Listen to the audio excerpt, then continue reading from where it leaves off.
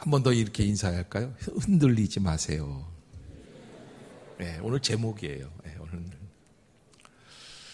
오늘 제목이요까지 따라가지 마시고요. 저 16장을 보면서 이런 생각이 들었습니다. 참 이상하다. 참 이상하다. 여러분, 창세기 15장에서 아브라함이 어떻게 했습니까? 하나님께 예배 드렸습니다. 창세기 15장의 주제는 예배예요. 그래서 예배는 약속이다, 예배는 미래다, 이렇게 말씀을 나누었었습니다. 이 보통 예배가 아닙니다. 그저 그렇게 드리는 예배가 아니고 하나님 앞에 사생결단하고 드렸던 예배입니다. 암염소, 암양, 또 암송아지 다 드려가지고 하나님 앞에서 쪼개어서 드리고 하루 종일 드린 다음에 은혜 받고 하나님이 그에게 말씀 주시고 약속 주셨습니다. 그런 놀라운 예배를 드리고 그리고 16장에 들어왔는데 아브라함에게 있는 현실은 어떤가? 1절을 한번 읽어보도록 하겠습니다. 16장 1절 시작.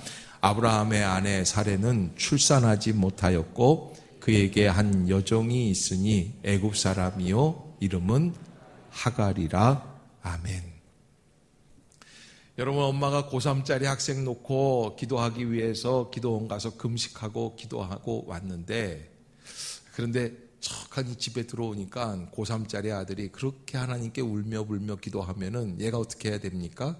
그래도 앉아서 공부하는 모습도 있고 최소한 도서실이라도 좀 가야 되는데 침대에 큰 대자로 쫙 뻗어가지고서는 퍼 자고 계시는 거예요.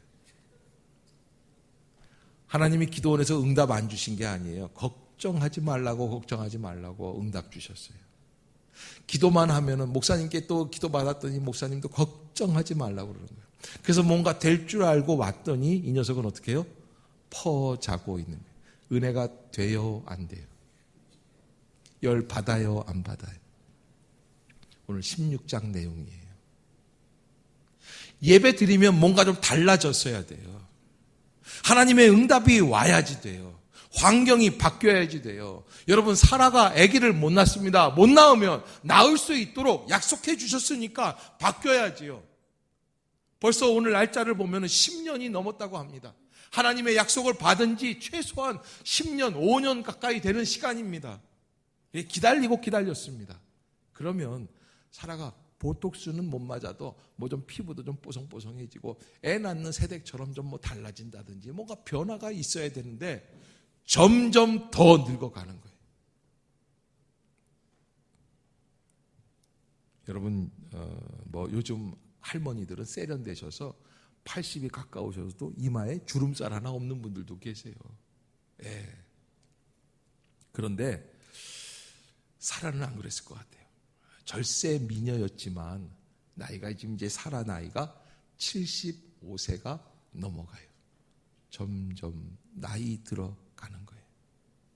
우리도 여전도회 모임은요, 1여전도회 안나회 뭐 이런 분들 계시면은 이제 70세 이상 되신 분들 중에 무릎 관절 수술 안 하신 분이 거의 없을 정도예요. 대부분 앉으실 때 삐꺼덕거려요. 안에 기계가 다 들어가 있어요. 내 무릎이 아니에요. 사라는 무릎 관절 수술은 안 했지만 그러나 자기가 자기를 알죠. 그래서 오늘 16장 1절에 뭐라고 기록이 되어 있냐면 아브라함의 아내 사레는 출산하지 못하였고. 여러분, 창세기 기자가 이 본문을 기록하면서 분명히 15장에서 뭐라고 기록했습니까? 하나님이 만나 주셨습니다. 하나님이 응답해 주셨습니다. 하나님이 그 예배를 받아 주셨습니다. 예배 드린 후에 달라야죠. 하나님 뭐 하시는 거예요? 얼마나 안타까웠을까? 우리는요, 15장을 알고 16장을 알고 18장도 알고 20장도 압니다. 앞으로 어떻게 될 것인지 창세기 40장도 알고 50장도 압니다. 그러나 모르는 사람이 있어요. 누구예요? 아브라함이에요. 본인이 몰라요. 앞으로 어떻게 될지. 그러니 지금 아브라함의 마음이 얼마나 조급하겠습니까? 여러분, 아브라함을 시험 들게 했던 인간의 모두 갖고 있는 본성이죠. 지금 그 조급함이다 이렇게 말씀드리고 싶습니다. 조급함은 우리가 하나님의 믿음의 길을 걸어가는 일에 걸림돌이 될 수 있습니다. 구한말에 청일전쟁 때 실제 있었던 일이래요. 어떤 엄마가 평양에서 이제 막 전쟁이 벌어지고 그러니까 마을이 막 쑥대밭이 되니까 도망가느라고 얼른 아기를 들쳐입고 쌀자루 미고 그리고 막 뛰어나왔다는 거예요.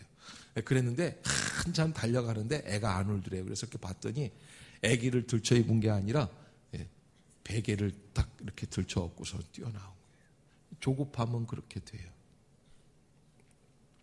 한국 남자들만큼 또 급한 사람들이 없습니다.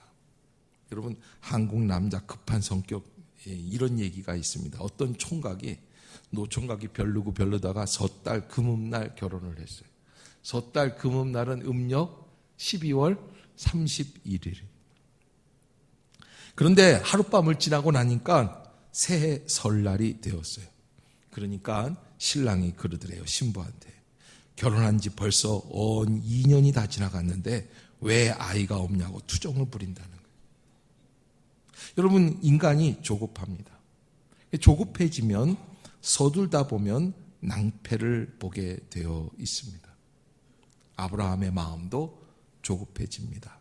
왜 조급해집니까? 자기를 보기 때문에 그렇습니다. 현실을 보기 때문에 그렇습니다. 사랑하는 성도 여러분, 우리가 무엇을 바라봐야 합니까? 하나님을 바라봐야 합니다. 하나님의 약속을 붙잡아야 합니다. 여러분들이 하나님의 은혜 안에 하나님의 약속을 붙잡고 하나님께 나아갈 수 있는 믿음의 성도들이 다 될 수 있기를 주의 이름으로 부탁합니다. 여러분, 우리가 오늘 본문을 통해서 알아야 할 몇 가지를 제가 좀 정리해 보는데, 먼저 이런 게 있습니다. 우리 현실에서 부딪히는 벽이 도저히 뛰어넘을 수 없는 불가능한 벽으로 느껴질 때가 있습니다. 현실에 가로막혀 있는 벽이 있어요. 여러분, 참 벽이 있다는 것 자체가 이상합니다. 여러분, 신앙생활 하는데, 구원받았는데, 약속이 있는데, 비전이 있는데, 하나님의 말씀이 있는데도 불구하고 우리가 뛰어넘을 수 없을 것 같은 벽이 있습니까? 없습니까? 있다는 거예요. 그래서 흔들려요. 왜? 하나님 안 계신 것 같아요. 제가 아는 어느 장로님이 50대 중반의 나이로 돌아가셨어요. 미안한 얘기지만 그 누이 동생 되시는 그 집사님이 저한테 와서 그러시더라고요. 목사님, 나 우리 오빠 때문에 교회 못 다닐 것 같습니다. 왜요? 하나님이 살아계신다면 그렇게 착한 오빠를 그렇게 이른 나이에 데려갈 수가 있습니까? 마침 그 옆에 권사님이 서 계시다가 그 얘기를 듣고, 고모, 무슨 소리를 그렇게 합니까? 우리 남편이 나쁜 데 갔습니까? 이 세상보다 더 좋은 천국 가신 거 아닙니까? 제가 그래서 말을 못하고 눈물을 흘렸던 때가 있어요. 여러분, 현실의 벽이 부딪힐 때는 하나님이 안 계신 것 같아요. 아브라함이 믿음이 없는 사람이 아닙니다. 사레가 순종하지 못하는 여인이 아닙니다. 순종하고 또 순종하는 여인입니다. 그럼에도 불구하고 구원의 확신을 얻었지만 우리의 살아가는 일생길 가운데 분명히 부딪히는 벽이, 우리를 가로막는 벽이 있습니다. 그 벽 앞에 부딪힐 때 우리는 흔들리게 되어 있어요.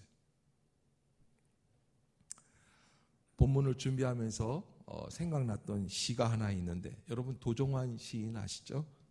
도종환 씨가 이런 시를 지었어요. 흔들리며 피는 꽃이다. 이렇게 시작이 돼요. 흔들리지 않고 피는 꽃이 어디 있으랴.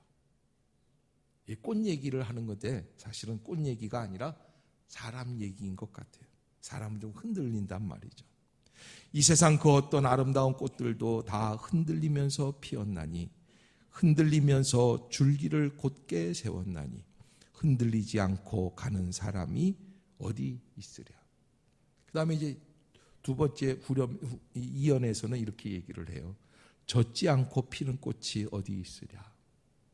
세상에 여러분, 비가 막 오면서 꽃을 막 할 때는 적당하게 사뿐히 내리는 비는 괜찮은데 막 몹시 내리면 그것만큼 인생에 고달픈 게 없죠. 예. 이 세상 그 어떤 빛나는 꽃들도 다 젖으며 피었나니. 바람과 비에 젖으며 꽃잎 따뜻하게 피웠다. 젖지 않고 가는 삶이 어디 있겠나. 흔들리지 않고 피는 꽃이 어디 있으랴. 여러분, 이 시를 읽으면서 제가 그 생각이 들었어요. 그래, 다 흔들리는 거다.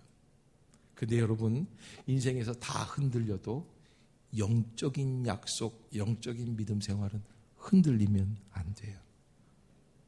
여러분, 흔들리지 않기를 주님의 이름으로 부탁합니다. 하나님의 은혜 가운데 거해야 합니다. 흔들리면 큰일 납니다.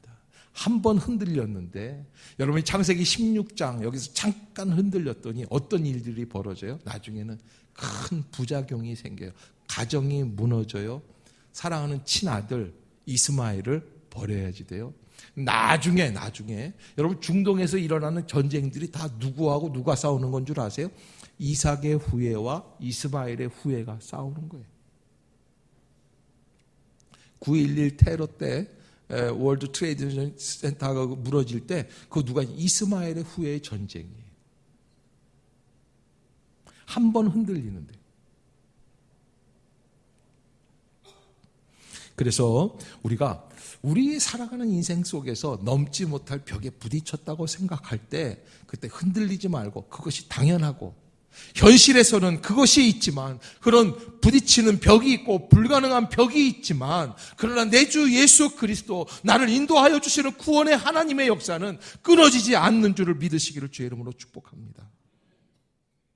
여러분, 하나님을 만나는 체험을 하여도 나의 삶이 갑자기 바뀌는 게 아닙니다. 응답이 오기까지 하나님의 때를 기다려야 합니다.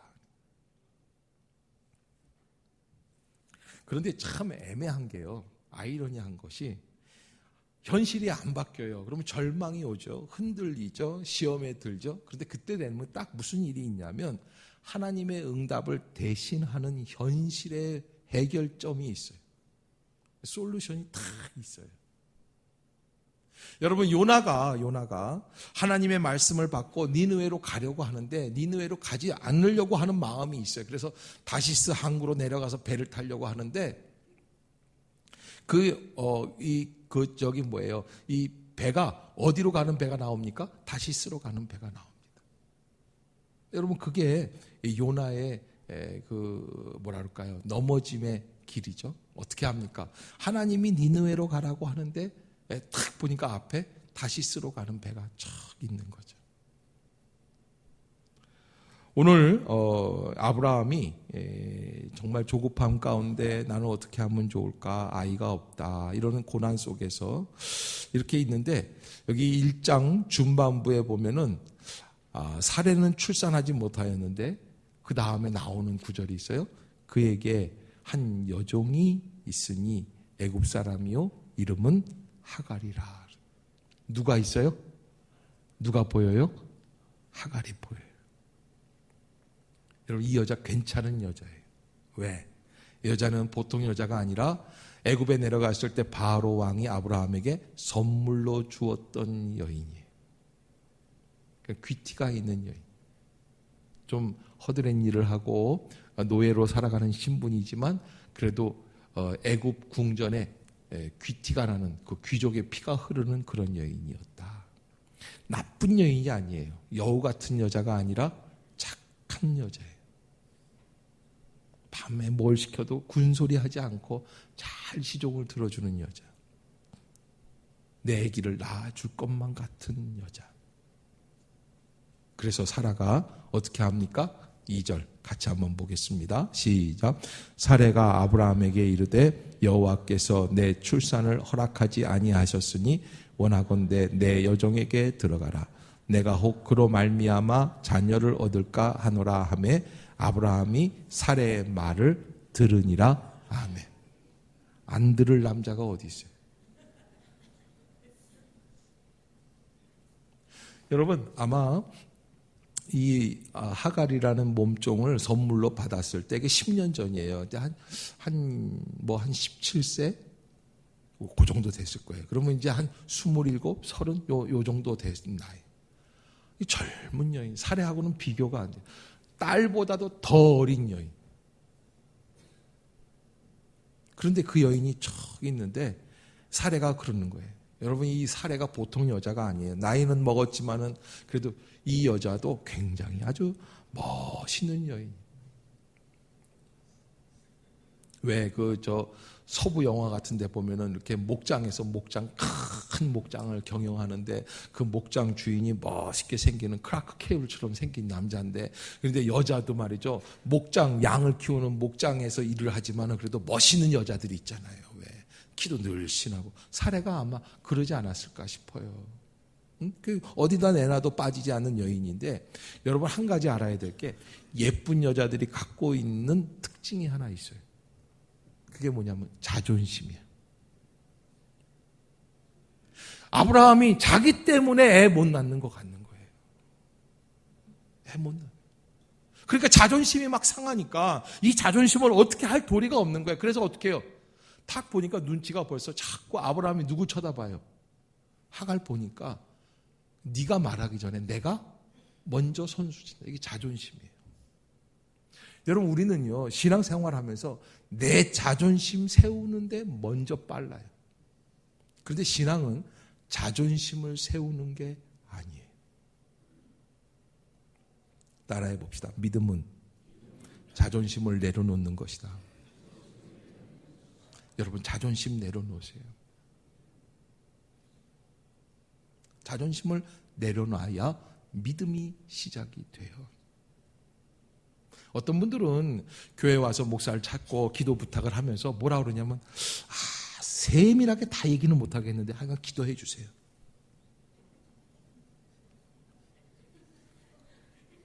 왜 그러세요? 그러니까 하여간 우리 남편 하여간 기도해 주세요. 그 나보고 어쩌란 말이에요. 내가 무슨 쪽집게 무슨 점쟁이에요? 어떻게 알아요? 말을 해줘야 알죠. 차마 말을 못하는 거예요. 어떤 상황이라는 거예요. 그런데 여러분, 하나님 앞에서 또 목회자 앞에서 자존심을 내려놓는 것이 믿음의 출발이에요. 자존심을 세우고 내가 우리 집의 허물을 얘기하나 봐라. 우리 새끼가 속색이는 걸 내가 얘기하나. 이거 필요 없어요. 제가 금요일 날도 말씀드렸지만 자존심 세우고 고상하게 살면서 지옥 가는 게 나요.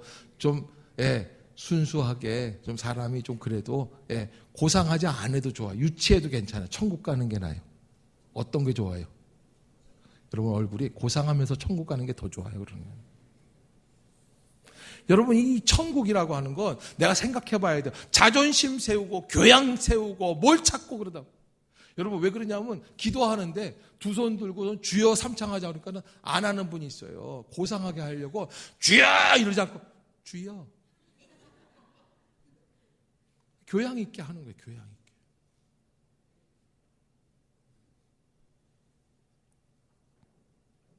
여러분 자존심 세우다가 아브라함에게 자기가 먼저 몸종을 내어줍니다. 얼마나 척척 잘 진행되는지 모릅니다.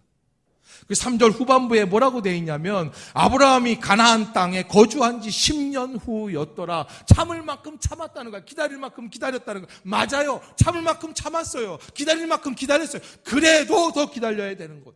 이것이 하나님의 약속입니다. 내 시간으로 기다리는 게 아닙니다. 하나님의 시간으로 기다리는 것입니다. 대부분 많은 사람들이 여기에서 넘어지죠.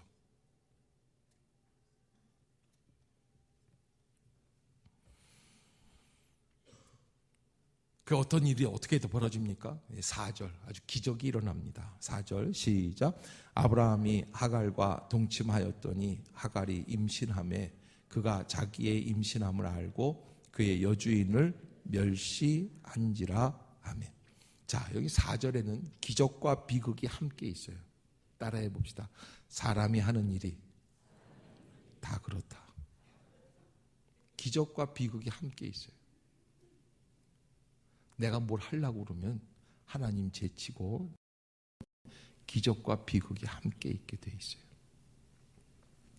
한 10여 년 전인가요? 그래요. 우리 교회에서 강원도 도계에서 홍수가 나서 많은 사람들이 물난리를 겪었다고 그래가지고 우리 장로님하고 제가 돈을 좀 모아가지고 가서 이제 전달을 했습니다. 그때 목사님이 그 도계에 있는 목사님이 그러시는데 강원도 도지사가 이 물난리 다음에 그런 얘기를 했다는 거예요. 인간이 건드린 곳에서는 다 물난리가 났다. 그냥 놔두면 산사태가 안 나는데 사람들이 개발하려고 다 파내고 건드리고 다 했던 그 자리는 다 물난리가 났다는 거예요. 참 이상하죠. 물난리 안 나려고 건드리는데 물난리가 나는 거예요. 왜? 사람이 만드는 게 그런 거예요. 여러분, 하나님의 역사 속에서 하나님의 섭리가 진행이 될 때 우리가 참고 기다리고 하나님이 하실 때까지 참아야지 돼요.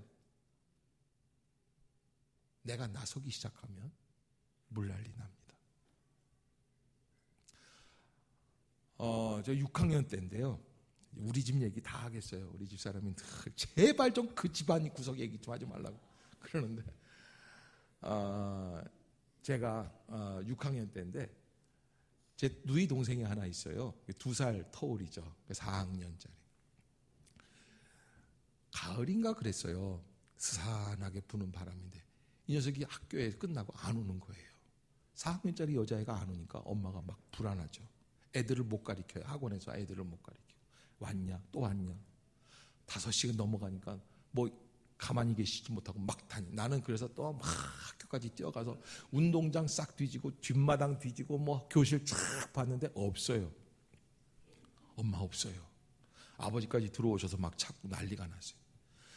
근데 지금도 안 잊혀져요. 저쪽에서는 해가 지고 저쪽에서 동생이 오는 거예요. 뭔 생각이 그렇게 많은지 4학년짜리 여자애가.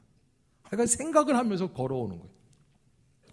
쫙 보니까는 엄마가 이제 폭발하기 일보 직전이에요. 그러고 걔 맞으면 나도 맞아요. 그래서 내가 얼른 가가지고 야, 너 어쩌다가 한 거야? 딱 얘기를 하니까는 얘가 날 쫙 쳐다보더니 딱 아주 이렇게 건방지게 보더라고요. 그러더니 보급소 갔다 와서 딱 그러는 거예요.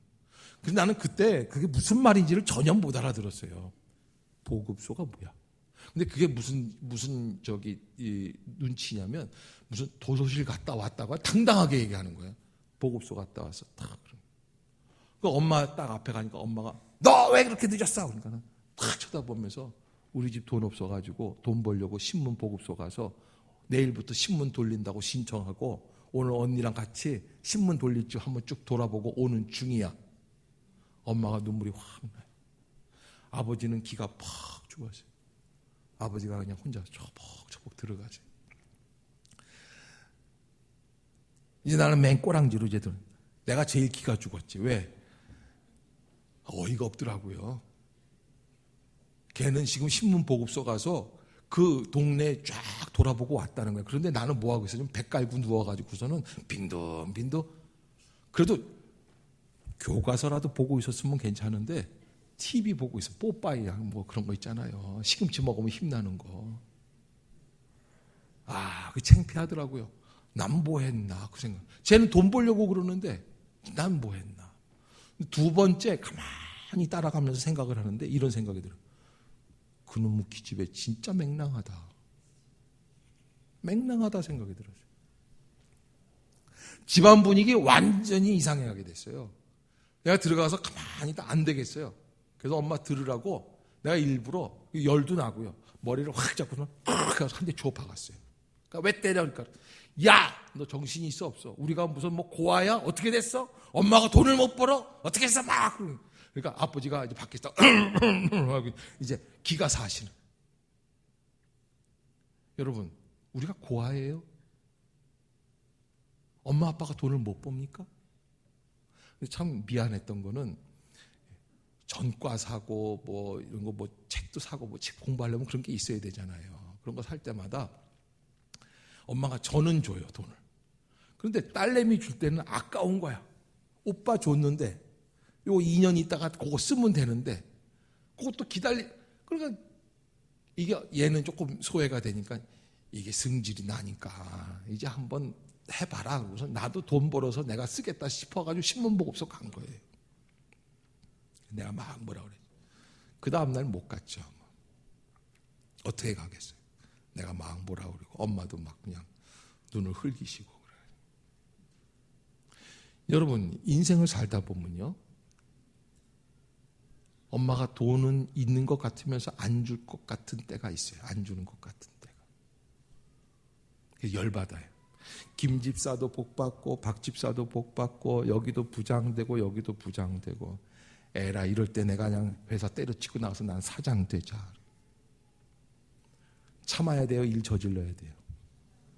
어떻게 이렇게 고민도 안 하고 대답을 잘하죠? 여러분, 마음에 안 맞는다고, 내 뜻대로 안 된다고 신문 보급소 찾아가지 마세요. 인간이 손을 대면, 인간이 역사하기 시작을 하면 꼭 물난리가 나요. 여러분, 사례가 그렇게 해가지고 16장에서 애는 잉태했습니다. 그러나 벌써부터 무슨 일이 벌어집니까? 그렇게 착하던 하갈이 이제는 자기 주인을 어떻게 해요? 멸시하기 시작을 합니다. 나중에 이 집안이 갈라져요. 이 하갈과 이스마엘과 이삭이 함께 한 집안에 있지를 못해요.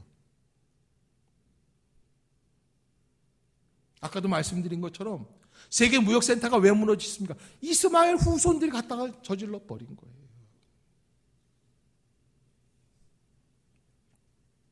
영원한 비극을 만들어냈어요.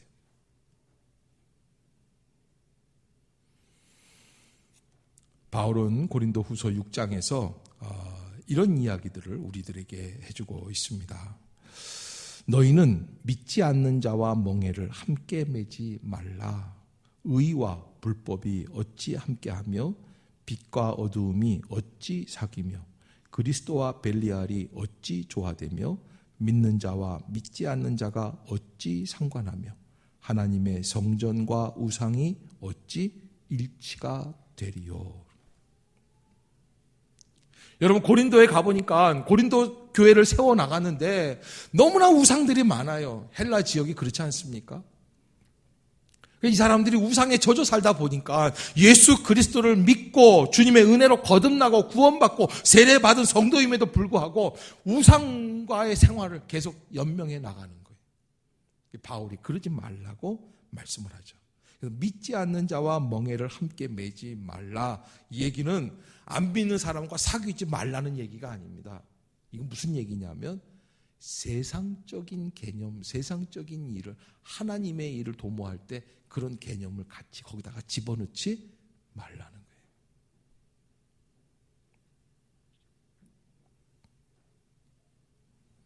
여러분, 내가 편하다고, 지금 급하다고 세상적인 생각을 가지고 함께 하다 보면 나중에는 큰 어려움이 생기게 되어 있습니다. 그래서 고린도 후서 7장으로 넘어가면 바울이 이렇게 얘기를 합니다. 그런즉 사랑하는 자들아, 이 약속을 가진 우리는 하나님을 두려워하는 가운데 거룩함을 온전히 이루어 육과 영의 온갖 더러운 것에서 자신을 깨끗하게 하자. 한번 따라해 봅시다. 거룩함을 온전히 이루자. 다시 한번, 거룩함을 온전히 이루자. 여러분, 하나님의 약속을 온전히 기다리는 거예요. 믿음의 순결함을 잘 지켜나가는 거예요. 근데 이거 하기가 참 어려워요. 왜냐하면 이거 하려고 하기 전에 먼저 세상에 타협할 수 있는 타협점이 벌써 다 기다리고 있기 때문에 그래요. 사도행전 16장에 보면 사도 바울이 빌립보에 가서 복음을 증거하는데 그렇게 어려울 수가 없어요. 복음을 증거하는데 어떤 일들이 벌어지느냐. 믿으라는 사람들은 안 믿고요. 이 이상한 귀신 들린 여자가 따라와가지고서 뭐라고 얘기를 해요. 귀신이 들렸으니까 귀신처럼 아는 거예요. 그래서 뭐라고 그러냐. 바울이 예수님 믿으십시오. 그럼 옆에 있다가 뭐라고 그러냐면 그래요, 믿으세요. 이렇게 하면 안 되는데 이 사람들은 하나님이 보낸 사람들입니다.